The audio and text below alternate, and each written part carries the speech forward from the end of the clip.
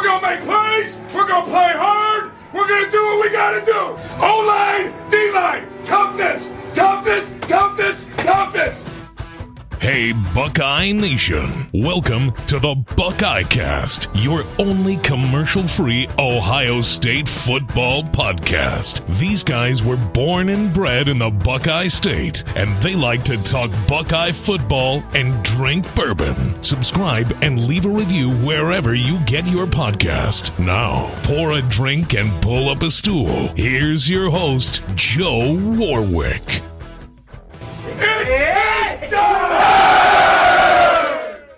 What is up? We are back. We are back, baby. Yep. Please rate, review the show. Follow us on all social media. I know my Twitter accounts have gotten suspended by Twitter, so we appreciate that, nerds. They don't like my podcast or my website, so who knows the reason. But anyways, my current Twitter handle is TBC_Joe. Okay, TBC_Joe. So just search for TBC Joe. You'll probably find it. Right now, we do have free shipping going on in the supply store, so take advantage of that while it lasts. I'm going to be cutting that off shortly. Shawn, there is something I really need to share with you, and this might blow your mind. Okay? Try me. So this week I was looking at our stats from our most recent episode, and I was looking at the geographic location of these said stats. This is going to blow your mind. Obviously, we get the bulk of our traffic from the United States, right? But we are getting... I would think so. We are huge, and by huge I mean 6 downloads in Germany. We've got downloads in the UK. I see you, white folks. Norway, Iceland. We got downloads. Spain. We are huge in Europe. That's what I'm trying to tell you.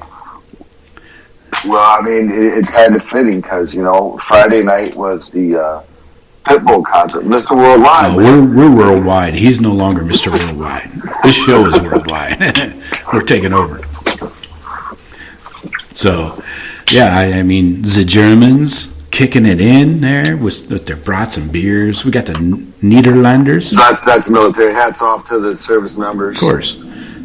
Appreciate you. Italians coming in with all the best food ever. Greece. We even got some Greece in there with their shawarmas and their lamb. So... I mean, I would love to think that there's Italians, and I mean, I know there's American Italians, but I think these are all probably military or expats. Right. I assume that, but hey, who knows? Maybe there's the rogue Englishman that is suddenly a college football fan, and he picks Ohio State. I mean, maybe Magnus von Magnuson in Iceland's listening to us. Yeah. He loves it. Right. We're even getting some love in Africa and South America. I know those Brazilian girls love to listen to the Buckeye Cast. This is not football. I thought we were talking football. But in the U.S., we're in 25 states, which is kind of surprising. I see the 419 repping for us.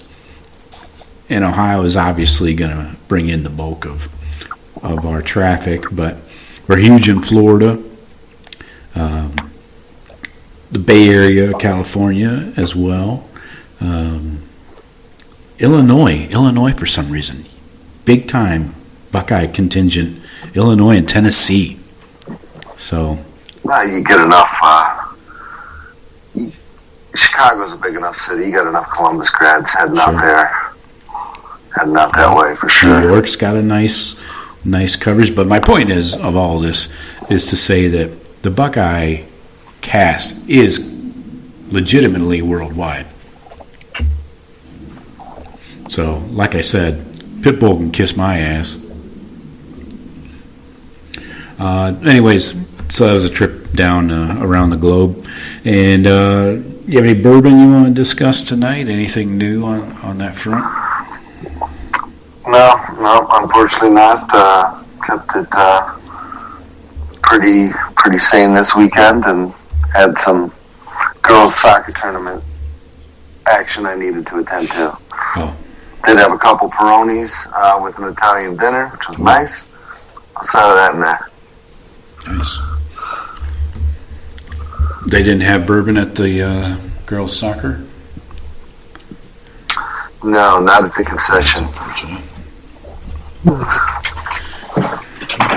Not at the concession.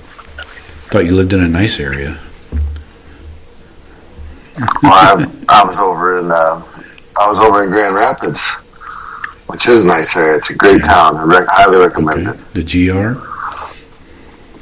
Yeah. Okay. So I have a very important question for you right now.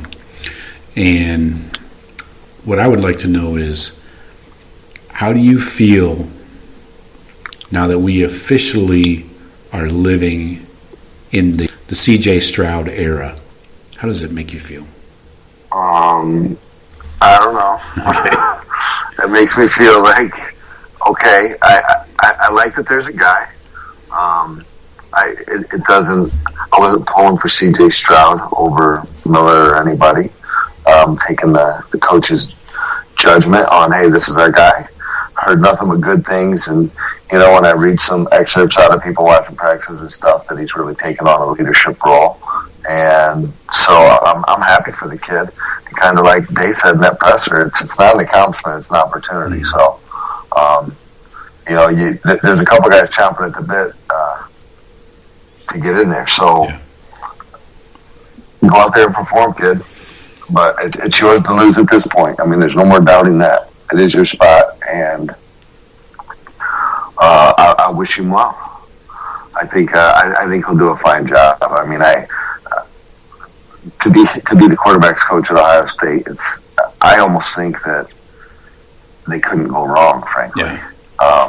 But I think Stroud probably shown the most, has the more complete game. It sounds like from Day's cryptic comments, I feel like Stroud's game's more complete, and Miller and McCord. Miller and McCord are looking good, but they just got some other things to work on that Stroud might be a little bit ahead.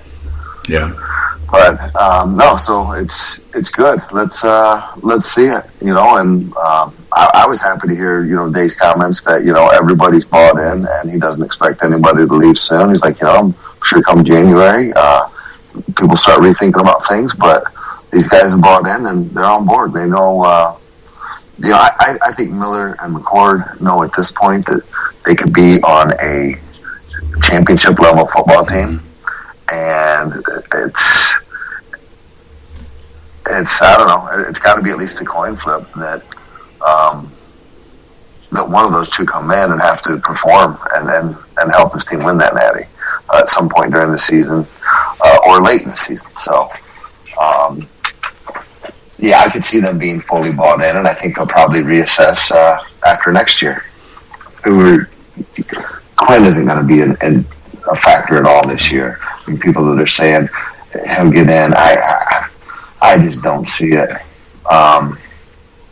Unless Jack or Kyle were to, jump ship like now or in the middle of the season. Right. I can't see Quinn, because these guys have put in the work, and I don't know. I don't think it'd be fair to not let Jack Miller get in there. Right. And even if Jack's going to end up transferring or whatnot, hey, at least get something on film for the kid. Help the kid out a little bit. He's been from what I understand, a great Buckeye. Mm-hmm. Yeah, I agree with you 100%. I believe. So you're saying this backup QB discussion is probably the real debatable area, right? I mean, it seems like McCord is the guy there, from what I'm hearing. I feel like that's the way I've been hearing it too. That it's leaning more that way, but I'm not. Look, they came out and said who the number 7 is going to be starting. I don't know about Jack and Kyle. I still think that's up in the air. It I would agree. It seems like McCord might be leading that. Probably just because it's more raw talent or something with McCord, higher ceiling probably. Yeah, it's unfortunate for Jack because he was the first commitment of all of them, and now he got jumped by CJ, jumped by Kyle, the way it looks, and he. Yeah, but I mean, life's tough in big time college football. But from everything I know about this kid, he's a class act and he's a program guy. I mean, it wouldn't surprise me if Jack stayed on another year. Yep. Even after this year. I'd say that the speculation is, and it's just purely speculation, is that he would be the first one in the portal. Which makes sense because he's the same age as Stroud. Right. Yeah. I would agree. I would agree he's going, and I think again there's at least a coin flip chance that Kyle goes too. Yeah. And I think that'll depend more on what they do with Quinn this year. I'm hoping for a complete red shirt, not even in a game. It's very possible. I mean, injuries do always happen, but that would be the only thing that would, I think, get Quinn Ewers into a game because I think he's very much in need of getting ready for college football physically, not just mentally. Forget about the playbook, Yeah. So different animal. Exactly. So anyway, tonight we're going to talk offense too deep. So next week we're going to do defense and get you ready for the Minnesota game after that. So keep an eye out for those shows. But this week we're sticking strictly on the offense, and we've got a lot to choose from, especially in that receiver room. There's so many dudes and quality dudes. Same in the running back room. O-line is. Yeah, but I mean, I don't know if you heard Day's thing. Day basically laid out the receivers, at least the ones. Mm-hmm. Sure.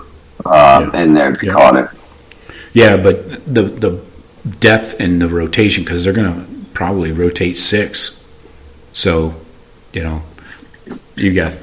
Well, they've got a good thing. We got 6. Plus. We got 6 plus. So, yeah. So let's jump into it, and we'll see if Jeff joins in here at some point. Doubtful. So, obviously, quarterback we just ran through. CJ's the guy, starter. I'm going McCord for the backup. Do you have it? Do you really think Miller is, or is this going to be like? First of all, I got to back up to what Day said on Saturday. He said that CJ. Do you read anything into this? He said CJ is the starter for Week 1.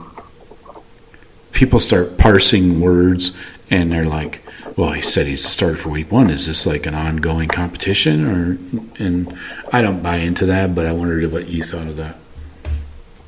I didn't hear that, but so this is the first time that I did hear of it. I don't. I mean, other than that's kind of Day's thing when he talks and coach speaks. It's like he's our Week 1 starting quarterback, and to me that means he's our starting quarterback unless something starts going bad. Right. If he gets out there and he can't play and he's missing everything and the moment's too big for him and he's going to have some big moments right out of the gate. So, I mean, those things, it could change that dynamic. I mean, we're not going to know until we know. But obviously the skills around him to excel, but I don't read anything into that. To me, I felt like he's confident that Stroud's the guy. And basically right now they're working on who number 2 is, and just to dissent from you, I'll say Jack gets the Well, and if Stroud were to go down, I think Jack Miller would go in for him Week 1, I agree. But I think that if it's a blowout mid-season or whatever, I think Kyle's probably going in. I think that is where the ongoing competition is taking place, the backup role throughout the season, where the starters solidified, but barring some catastrophe. But I think that's where the real competition is going to be ongoing all year, is between Jack and Kyle.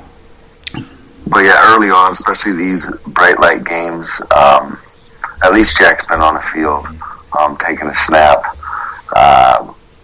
I would think they'd go with him the first couple weeks, probably. Yeah. All right. So we got our two deep is Stroud, and we're going to debate that one. So, yep. All right. Running back room. Now, this is a thick room with lots of talent, not a lot of experience, and some guys have just completely been forgotten about, like Marcus Crowley for some reason. So, I'm going with my guy, the big dog, Pork Chop Williams, as a starter. And I'm going with Teague as his backup. This is week 1 now. This is week 1. This is not week 12. I'm flipping that script. Okay. I think out of respect for longevity and what Teague has done here, I think Master Teague will be the starting running back for the 2021 season. However, we're talking about two deep. And I feel, I guess for this game, I would go Master Teague, then Mayan Williams. I think you're going to start seeing Trevion right out of the gates heavy. And I think as the season progresses, it's going to be Mayan Williams, Trevion Henderson, the two guys on the two deep. And Master Teague will probably be an or. It'll be whoever, Mayan or Trevion starting, and the backup will be Master Teague or the other, right. That'd be my guess.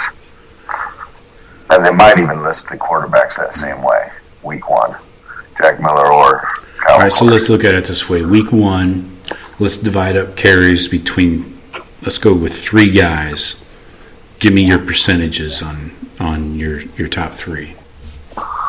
Oh, my, I feel this is almost going to be evenly split between the top 3, between all 3. So let's say 30 carries. 10, I'm saying 10 apiece. All right. I'm going heavy lean on Pork Chop to get the first carry, and I'm going with Teague to come in. Maybe they do a different guy every quarter or a different guy every other drive. And I think Trevion probably gets, I would say, max 10 carries for the game, and that's if it's a blowout. If it's a close one into the fourth quarter, I think they stick with the older guys. I think what I'd like to see happen is I'd like to see Teague get into his old form, and everything I hear, he looks like a monster. He looks fast. I'd love to see 21 play out where Master Teague is a bell cow, 18 to 20 carries a game, and Mayan Williams and Trevion Henderson are 7, 8 a game. Yeah. I haven't heard a peep about Marcus Crowley. I know. Nobody's even talked about him. So I wonder if... You don't hear much about him, and I'm assuming that there's going to be some dinged up guys in this running back room, which would put Crowley in a position to get some carries, some meaningful carries at some point in the season. I'm surprised you don't see more of them, especially with Steel Chambers flipping over to the other side. I haven't even heard a mention of him on any message boards or anything. So maybe he's looking to jump in the portal. Who's that? Who's jumping in the portal, Joe? I'm just speculating. Crowley. We're running through the offense too deep here. I know. Sorry, I'm late. It's all right. Glad to be with you guys. Good to have you. So yeah, good to have me. Right. Well, we can get your opinion quickly on quarterback position. Shawn said he doesn't feel super excited about living in the CJ Stroud era, which I found disconcerting. What do we know? What does Shawn know? What do I know? What do you know, Joe? The coaches see it. They say he's the best to lead our offense. Who are we to judge our coaches? Picking TJ as the lead. That's Who are we? Who are we to judge? I'm happy as can be with it. We should be. I mean, we should be because we should think that CJ has earned a certain level. Like he has performed at a certain level. Like okay, he's a Ohio State quarterback now. You know what I mean? Right. So our coach Like I told deemed you, him. I wouldn't have cared who. I didn't have a horse in this race. I didn't care who they picked, and I would have trusted any of these three. Now, if they would have went Quinn Ewers, I would have lost my shit. Way too early for him. He's out with Way too COVID. early, man. He's got COVID now? He's at least quarantining. He's away from the team till next week. Either they're making him quarantine or he had some kind of, contact tracing bullshit. I don't know what the fuck people are making their decisions on nowadays. It seems like a bunch of fucking, shots in the dark and people just throwing darts. A lot of however and whenevers.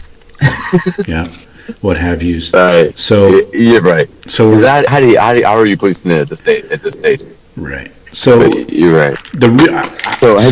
Have you gotten into the too deep yet? Or yeah, we started. So the real discussion about quarterback comes to the backup role, and it's between McCord and Miller. And Shawn and I disagreed. I'm going Kyle McCord as the backup right now, and Shawn says that if CJ Stroud can't cut the mustard week one, that Jack Miller is the one to go in. I think more if he goes down. I think just Jack's been there longer. There's probably a little more trust right there. I don't know if Jack will hold McCord off for long, but week one, week two, I think it's Jack Miller. Shawn, are you basing that opinion on just like the first game or going forward? Because I think maybe the first game, the opinion may vary. Yes, certainly. If something happens in the first game, it's Jack, but down the road, it's going to be. I think it is. I would think that the coaches would, just for logistics and timing of it, would prefer the younger guy be the better quarterback. Why wouldn't you? Hey, this guy's going to be here longer. So I think, of course, all things being equal, I think they'd rather have Kyle McCord in there. I just think games 1 and 2 are tricky little games, and if you get put in the spot, I think Jack Miller's been in the system a little longer. And that's basically what I'm basing it off of, is that he's probably more ready to jump into that spotlight. He's taken some snaps before. Kyle was in high school last year, so maybe they're that comfortable with Kyle. I don't know. Those first 2 games, I would think they would err on the side of safety. Okay. Jeff, what do you think? Okay. Who do you have as your backup? It sounds good to me. Without either one of them, since I think from everything we've read or every rumor we've heard or whatever, Kyle McCord is the best pure passer, but Jack has a lot of highs but he has some lows, so he's kind of up and down. I think Kyle's the on-comer just with his arm strength, and he's probably showing a lot arm talent wise. So I think nobody wants to wrinkle any feathers, but it's probably Kyle McCord in that room. And the team don't lie. You can't lie to the team. You know what I mean? I think the team probably sees Kyle McCord as the better ball thrower. Mm-hmm. But you got to keep in mind, Jack was the first QB committed of the guys in the room. So there may be a sense of loyalty to Jack. I'm going on who I think the coach needs to massage so he doesn't transfer. That's a different question, nice. in my opinion. So does a happy ending come with that, or?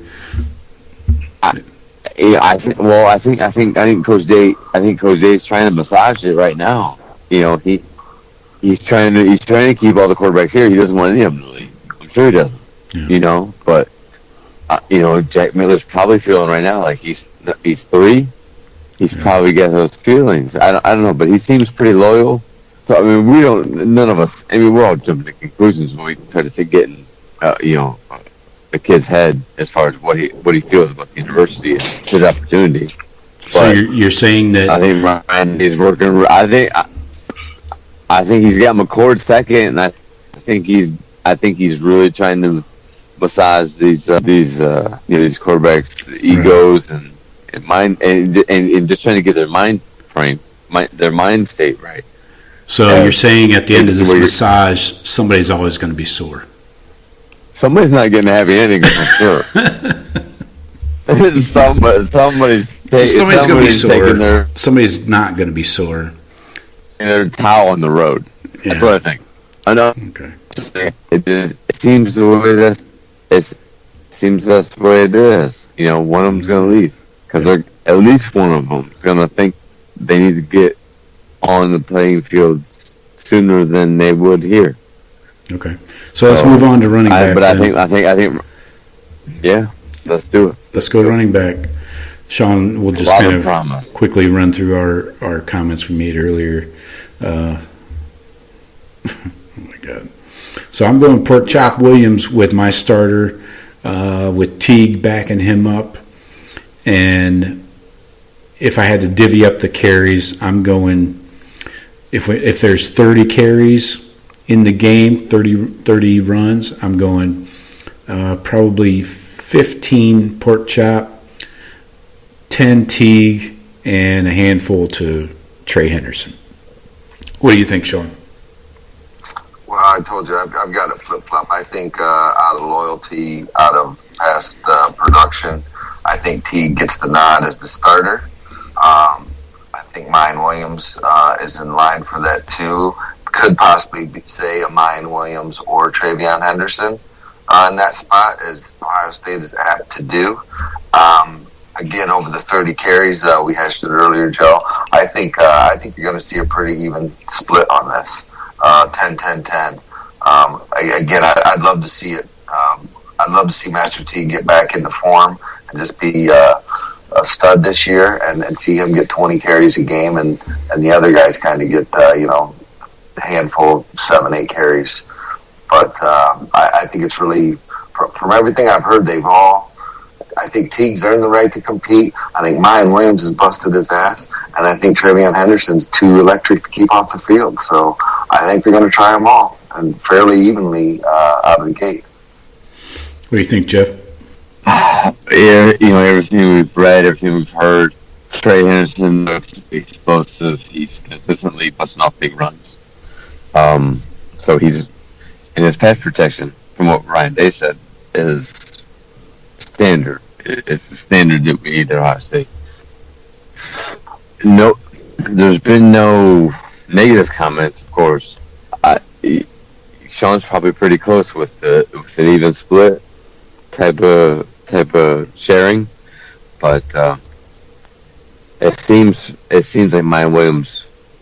I don't know. It's tough to guess who's going to be out there for the starting snap, because that starting snap might be 4 wide and 1 tailback, and it's an obvious passing down. So it sounds like Mayan Williams has really earned it, but he is still the standard bearer for the backfield.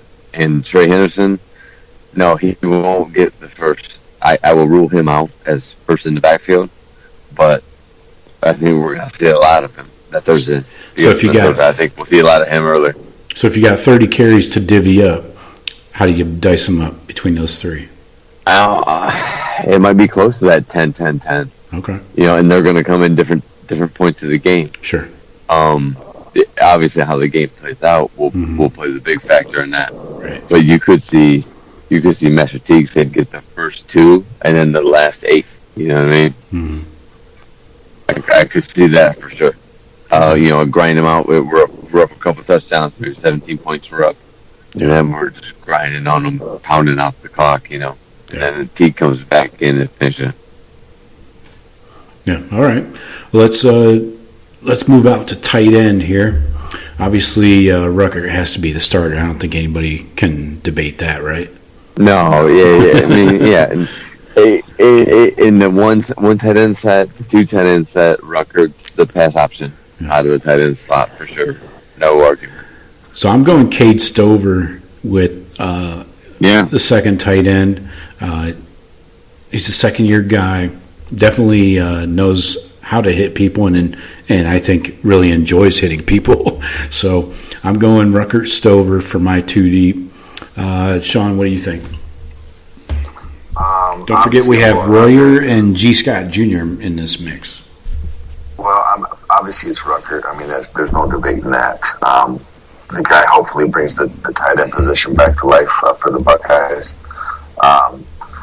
But so it's easy, Jimmy Ruckert. But I'm gonna pull the Ohio State thing. I think Cade Stover and G. Scott Jr. It's going to be an or, and I think it's a valid or, because I think it's going to be an or based on the situation.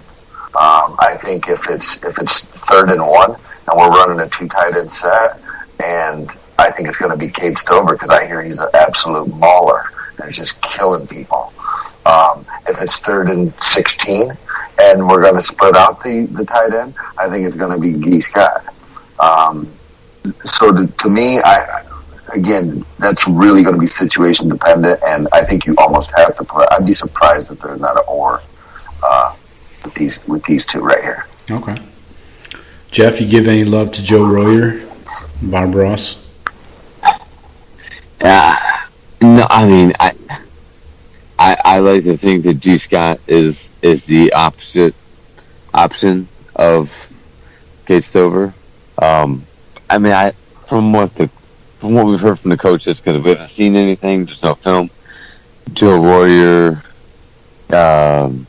what's his name? Sam Hart. Mm-hmm. We don't know. We haven't seen that. We don't know anything. So I'm gonna go with the name I know and a weapon that I think they wanted to move in that position. He's got it. And Stover, you have the edge setting blocking of Stover, but but like Shawn's saying, it's based on formation, down distance, all that shit. So get G. Scott in the slot on a 5'10", 185 corner. Yeah, that's a beautiful matchup to have down the middle of the field. Okay. Yeah, with the other 3 guys. Yeah. Oh yeah. And there's 2 other guaranteed All-Americans, and then probably a 3rd All-American too, in a route tree. So I mean, yeah, there's options. I mean, but they say Cade Stover he's a beast. He's a setting the edge on the power side block, and he seems to take over the leader. I think he takes over the Luke Farrell role from previous years. Exactly. Yeah, I think he slides right just in. A hammer. And Ruckert, they keep Ruckert at the spot where they had him. Yeah. On that 12 personnel. So occasionally you throw Stover a bone to keep him happy. A little drag route over the middle or something, and let him lower the boom on a safety. Yeah. So hey, coach, let me hit somebody every now and then. Exactly. Yeah. Instead of just hitting linebackers. So let's look at the receivers here. This is a deep group. We know they're probably going to rotate 6 because they can mostly. Yeah, and they have it. I think it's it. I think it's set. Yeah. It seems like it's set. So, Shawn, we'll start with you on this one. What do you think? Well, if you're going XZ slot, however we're defining those, I think Dave even alluded to it, that it's obviously Garrett Wilson, Chris Olave, Jackson Smith, and Najiba. Those are your top 3. Throw that in with Ruckert or G. Scott. Good luck, America. Good luck. But backing them up equally as talented, and I'd say good luck, America, naming these 3 off. I think behind Wilson, you're going to have Marvin Harrison Jr., who, you look at some of those videos and stuff, and to me, I thought it was more name, and it's like, okay, Mike Vito, you got a big name in here. This kid is a flat out stud. I mean, I'm digging him big time. Joe, I think you said it maybe last week or whatever. I think people have forgot about Julian Fleming. Yeah. And I think they're going to be surprised this year that this guy's a man-child. And he'll step in second behind that Olave slot. Mm-hmm. And then the other freshman, Emeka Egbuka, comes in for the slot, giving Jackson Smith a blow. And I mean, I couldn't be happier with that. I mean, I feel like we are set at receiver for at least 3 years. You know? Yeah.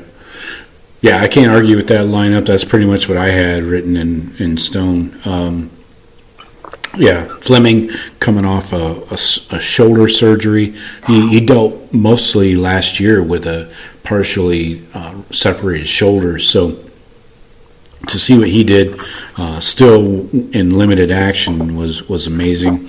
And to see him healthy is going to be huge. Harrison, yeah, I think he was the first receiver to get his black stripe off, maybe. It's early. It was really early. Yeah. So, and then Igbuka, of course, they say this kid's just fucking huge, like muscular, huge, which doesn't really go with a slot receiver so much. Usually it's a smaller, quicker guy. So we'll see how that plays out. Maybe he ends up outside at some point. So, Jeff, you got any differing opinions on those 6? I mean, we do have some other dudes. I mean, it's that top 6, whatever that formation is, but it's that 6 rotation. Jaden Ballard. Yeah, I've also heard, he's kind of we've heard a lot of good things about him, though. From we haven't heard anything negative about him. We've heard a few good things, but it seems to be clearly cut. It's that 6. You have the 3 and the number 2s, but I mean, there's going to be more that play this year than just there's going to be there's going to be a couple more that get in there and catch passes for sure. Yeah. But those six, I will put.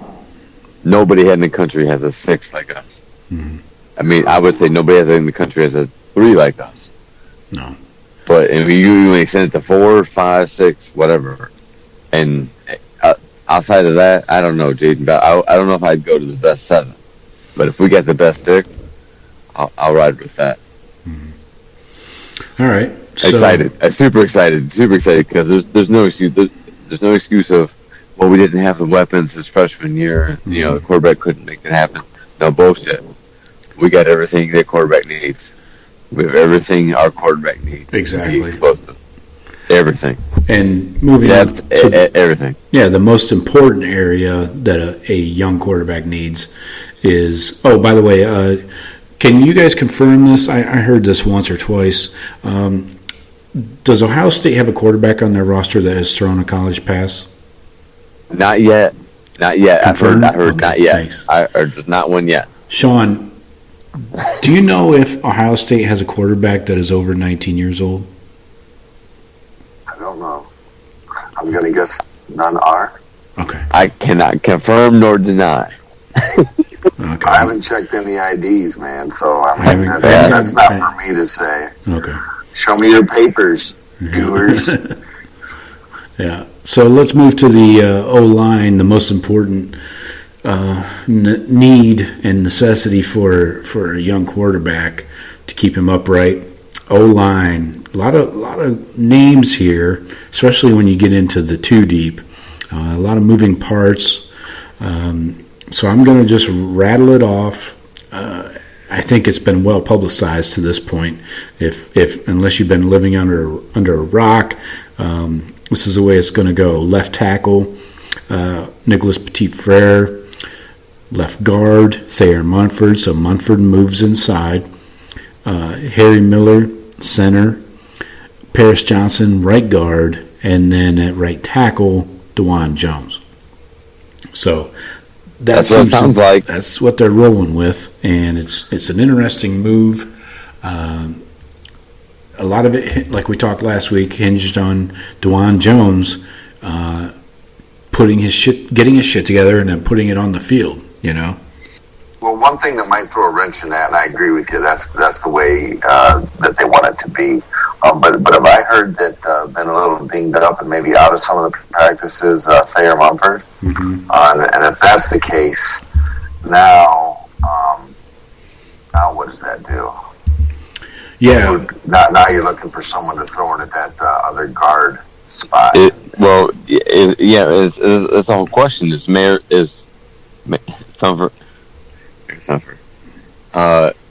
is he going to be ready for opening game? I mean, there's no injury report released, so well, if he's not ready, yeah.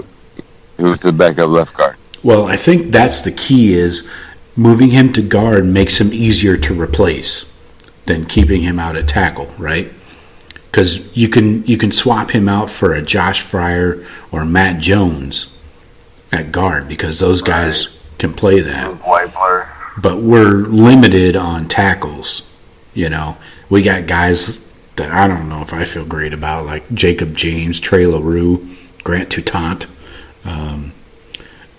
I think Enoch Vamahi is probably going to be your guy to come in at either tackle spot because I don't know. I don't know if they want to shuffle guys like take DeJuan and send him over to the left. No. If they, I think they're going to ride with if they put Nicholas MPF over at left tackle and DeJuan at right. Thayer's going to be left guard, and if Thayer's not ready, they're going to go with probably Matt Jones, another guard in that spot, and they're not going to try to. If DeJuan Jones is in the game, he's at right tackle. I don't think he's moving. Right, I agree. The only reason he's in the lineup, I think, is because he's exerted himself at right tackle. Yeah, and Matt Jones is a we don't know. We don't know what's going on with Mumford, though. I mean, he's dealt with back issues before, so. He might have gotten dinged up. Yeah, I mean, started camp. They said he was healthy. He was ready to go. Out of Big Ten media days and everything. Mm-hmm. He felt good. So yeah, he might have gotten dinged up here recently. I think that's Donovan Jackson, Matt Jones territory at left guard. I mean, it'll be interesting to see if Donovan Jackson can get on that too deep. I think he's on it. I think he's on it. You think so? I got him at my right guard behind Paris. So you think if,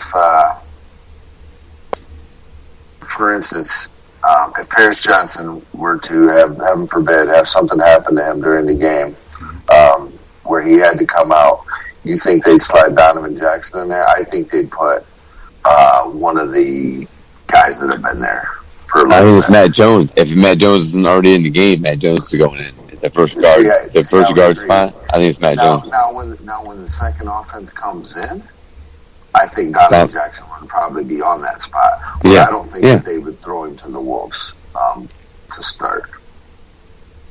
Okay. Yeah, no, but second team O-line, Donovan Jackson, right guard. Yeah, that's where I have him. And I think in my two deep, I got Luke Whippler behind Harry Miller. So, and Matt Jones can even go into center as well. He's practiced there. So, I think tackle is my only concern because of the lack of experience behind the starters. Like I mentioned, I go Enoch Vamahi at left or right tackle, and then basically we got four first 3 round draft picks that left at tackle on here. Thayer Mumford, Nicholas Petit-Free, Paris Johnson, and DeJuan Jones. They're all going to be highly drafted tackles in the NFL. Eventually. Thayer may get moved to guard, but I mean, I think we're good at tackle right now. I think we got 4 amazing tackles right now. But my point is, I don't know how much you want to go juggling guys in the middle of a game if your left tackle goes down. I'm with you. I'm with you, Joe. Yeah, like Paris Johnson, we're not going to, because the tackle went down, we're not going to bounce Paris Johnson out to tackle and then bring in a new guard. Unless they know that's where the depth is. Donovan Jackson, I don't know. We don't know the extent of how flexible they're making the linemen. Well, Ohio State needs to rename all this, and it's outside left tackle, inside left tackle, center. I mean, we have tackles across the whole line right now. Right, that's true. It's all tackle. So maybe except for the center. Maybe they kick out Thayer back to tackle and bring in Matt Jones or Donovan Jackson at guard. I would imagine left guard, right guard doesn't really matter. That's probably what they're thinking too. I mean, there's probably contingency plans for for a right tackle injury to MPF, or to Dwan Jones goes down, right leg injury. In the middle of the game, you got Paris Johnson, right guard. Do they want to slide Paris out to right tackle and bring in Donovan Jackson when you got Harry Miller at center and our left guard is Mumford? Say, they're probably swapping out the guards more than they are the tackles. Yeah. But you're right. We do have three. We have 2 All-American tackles. That's proven. They've already earned it. Right. We have a third offensive tackle that's going to start. Yeah. Well, that's what I'm saying. Yeah, exactly. They're expecting 2 more. And if they're putting Dwan Jones to right tackle, they're expecting him to be special. I just All-American love it special. because, what kills teams often is they lose a tackle. Ohio State, we can lose a tackle. And we're Right now we can, yeah. Because if you were to lose Johnson or Petit, you just slide Mumford back out there. Because everyone's going to start left tackle now. And that's, nothing could be easier. And then you slide in, like you said, Matt Jones. I like the way that O-line is set up right now. I'm so excited to see this O-line. It's how you win championships, and I think these guys are going to play with a little bit of an attitude. I find it interesting that people are saying that this could be the best right side of the O-line, of an O-line in the country. Right side. I'll go a step further. I'm good with our left side. You know what I mean? I'm good with our left side. That's my point.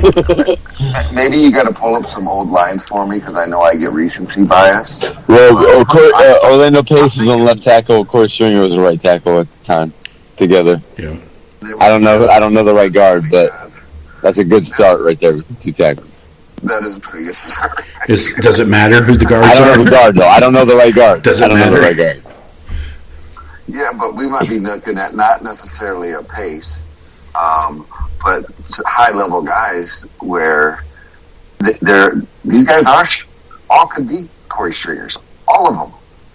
Yeah, true. It's exciting. It's exciting because we do have the depth, we have the flexibility, we have the depth.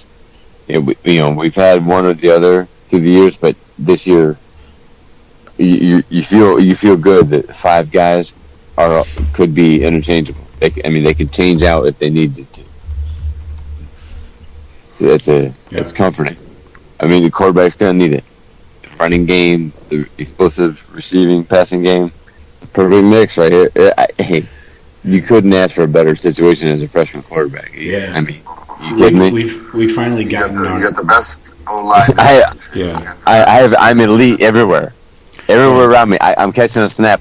There's elite everywhere. Look at how many years it's taken to get this depth built up on the O-line.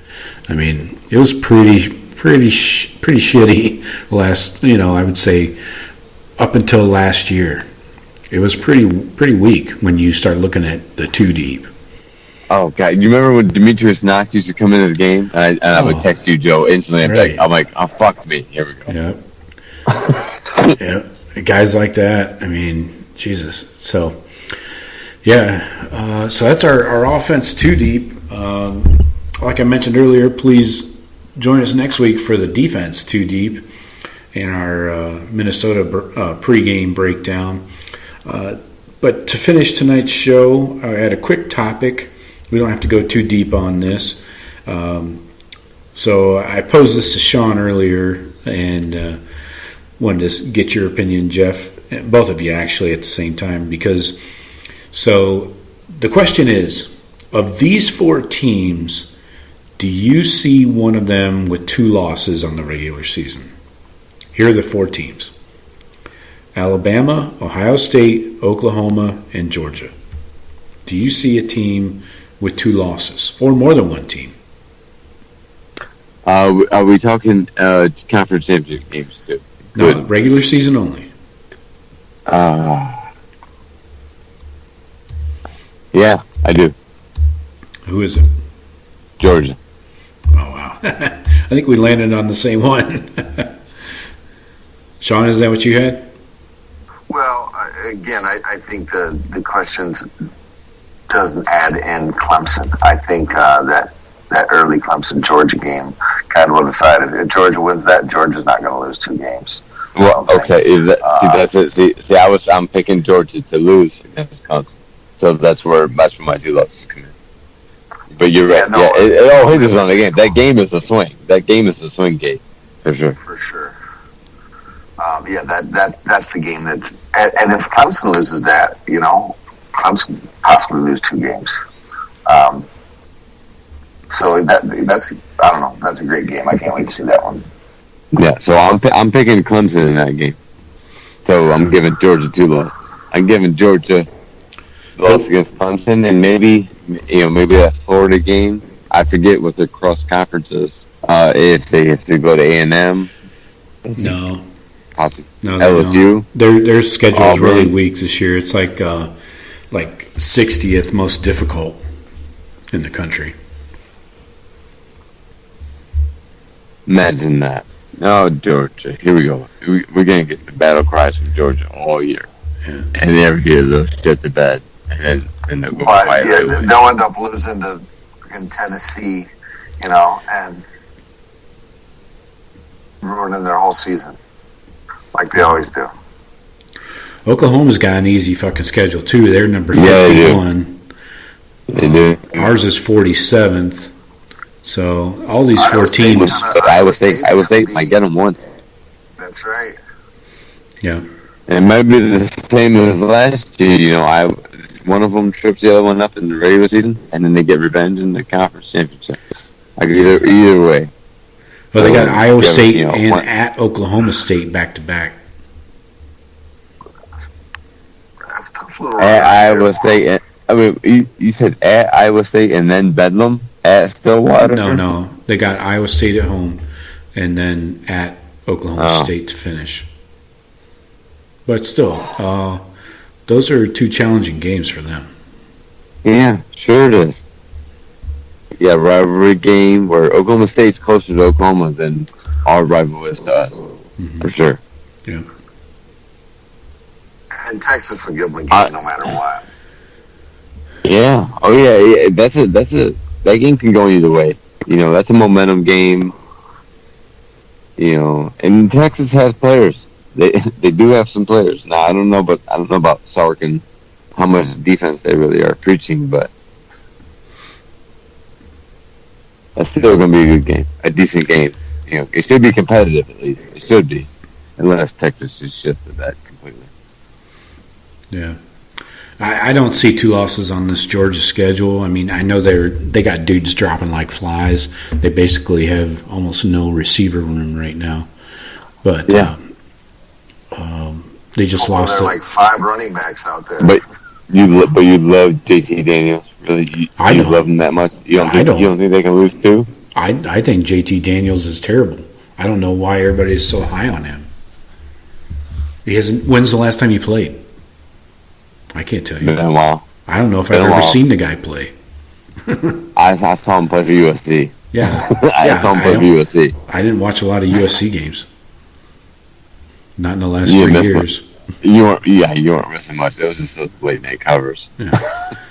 Yeah, I mean, you're looking at this Georgia schedule is Clemson, but it's in Charlotte, so you might want to call that a home game for Clemson. I think Clemson's a better team than Georgia, so I'm picking Clemson to win that game. And so Georgia's with 1 loss. I think Georgia gets tripped up somewhere. That's all I'm saying. They lose to Clemson, and they get tripped up somewhere. Yeah. I think Clemson's going to be trash. They're going to beat Clemson. Georgia, Ohio State, and the Natty. What you say? Clemson's going to be trash? Mark it down. I think it's Ohio State, Georgia, and then playoffs. Maybe it's first round, but. Oh God, I couldn't imagine the joy I would get when I see Georgia facing us for the national championship.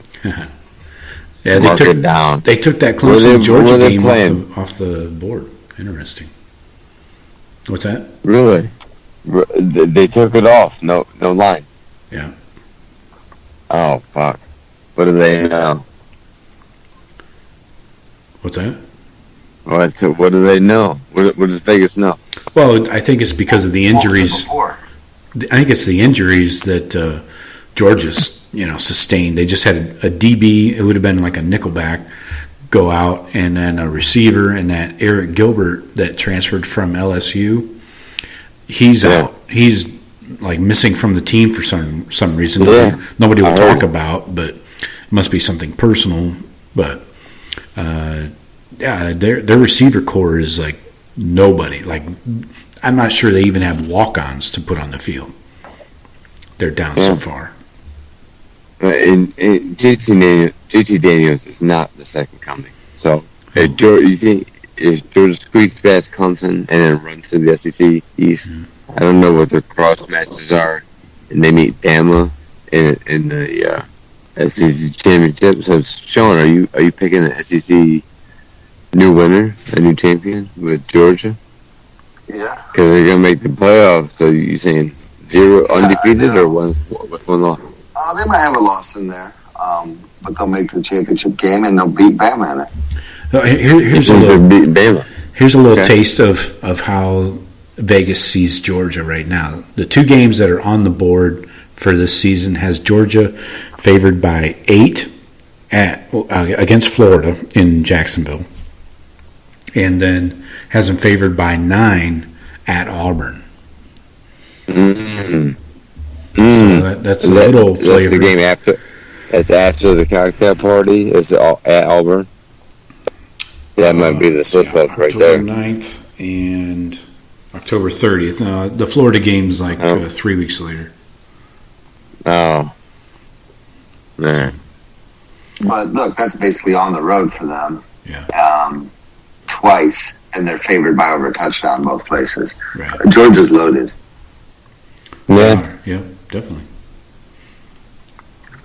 I think it'll be interesting. I saw the Ohio State Oregon game just dropped down from 14 to 13, so I just grabbed that one for a little action. Dude, it was 9.5 like 6 months ago. Yeah. Wasn't it right? Am I right? Less than 6 months ago. It was this summer. What was 9.5? Ohio State Oregon. It jumped up.